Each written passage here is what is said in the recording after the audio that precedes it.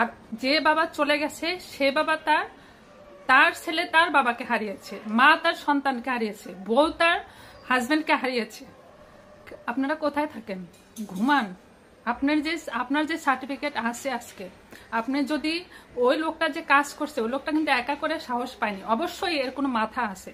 আপনারা সেই মাথাগুলোকে, যে মাথাগুলো আপনাদের আছে, আপনারা উচ্চশিক্ষিত হয়ে আপনারা যে রাজনীতি করেন, আমার তো মনে হয় আপনাদের সেই রাজনীতি করার কোনো ক্ষমতাই রাখে না। আপনাদের যে সার্টিফিকেট আছে সেটা রাখার কোনো ক্ষমতাই রাখে না, কারণ আপনারা সার্টিফিকেটগুলোকে ভুয়া কাজ ইউজ করতেছেন। আপনারা সাধারণ জনগণকে টাকার মুঠো দিয়ে হাত করে আপনারা সাধারণ জনগণ হয়ে সাধারণ জনগণকে মানে প্রতিহত করতেছেন, মানুষকে জখম করতেছেন, মানুষকে মেরে ফেলার একটা পরিকল্পনা তৈরি করতেছেন। আপনারা কি দেশকে ভালোবাসেন না? আপনারা কি এদেশের সন্তান না? আপনারা কি এদেশের মানুষ না? অবশ্যই আপনারা এই দেশের মানুষ, অবশ্যই আপনারা এই দেশের মানুষ। আমার তো মনে হয় আপনারা এই দেশের মানুষ না।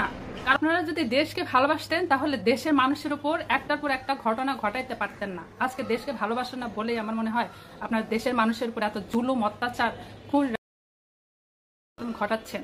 এই শুধু আপনাদের জন্য। আমি কি সোশ্যাল মিডিয়ার দোষ দিব? অবশ্যই সোশ্যাল মিডিয়ার দোষ দিব না। এখানে আপনারা হয়তো দেখেছেন যখন আমরা মারামারি মৃত্যুর মতো কোনো কথা বলে তখন কি স্টপ করে দেওয়া হয়। তার মানে বুঝতেই পারতেছেন যে এখানে সোশ্যাল মিডিয়া কিন্তু এই কাজের জন্য না, অথচ আপনারা এই সোশ্যাল মিডিয়াকে ব্যবহার করতেছেন। কারণ যখন এই ঘটনাটা লুলুপক্ষীর মতো তাকায় তাকায় দেখেন, আপনারা তো মায়ের পেটের দুধ খান নাই। দুধ খাইলে আজকে এই ঘটনাগুলো ঘটাইতে পারতেন না। আপনারা মানুষ, আপনাদের মনুষ্যত্ববোধ নাই। আপনারা সেই আইয়ামে জাহিলিয়ার যুগে আপনারা চলে গেছেন। আপনাদের জন্য এক বিন্দু পরিমাণ যদি মনে প্রেম, মনে ভালোবাসা থাকতো তাহলে এরকম হাজার হাজার ঘটনা আপনারা ঘটাইতেন না। এরকম হাজার হাজার সন্তান, বাবা, মা, বউ বাচ্চাদের বুক আপনারা খালি করতেন না। আপনাদের মধ্যে এক চিলতি পরিমাণও মনুষ্যত্ববোধ নেই। আপনাদের মনুষ্যত্ববোধকে জাগ্রত করুন, তারপরেই দেখবেন দেশও চলবে, দেশের মানুষও ভালো থাকবে। আপনাদের সে জাগ্রত করুন আগে মনুষ্যত্ববোধকে, না হলে আমাদের দেশটা একবারে অধপতনে চলে যাবে, অধপতনে। আপনার ভবিষ্যৎ আছে, আপনারও পরিবার আছে। আপনি যে ঘটনাগুলো ঘটাচ্ছেন আপনাকে এই ফলগুলো ভোগ করতে হবে, কথাগুলো মনে রাখবেন। একদিন এই ফলগুলো আপনাকে ভোগ করতে হবে। বাংলাদেশে কি কোনো আইন নেই?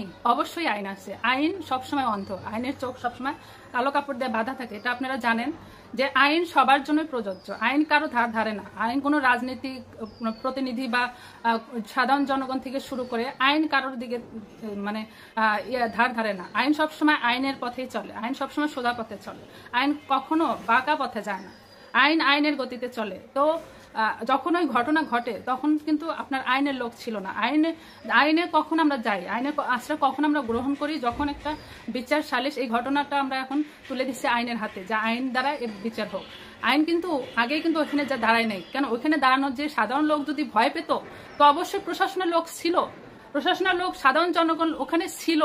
তখন কি তারা এই যে সোশ্যাল মিডিয়া ইউজ করে লাইভ কিংবা অন্য কাজে কে চলে গেল, কে বউ ছেড়ে কিডনি বিক্রি করলো, হ্যান করলো, ওগুলো যদি তুলে ধরা হয় সোশ্যাল মিডিয়া, তখন ওই ফোন দিয়ে কি করছে?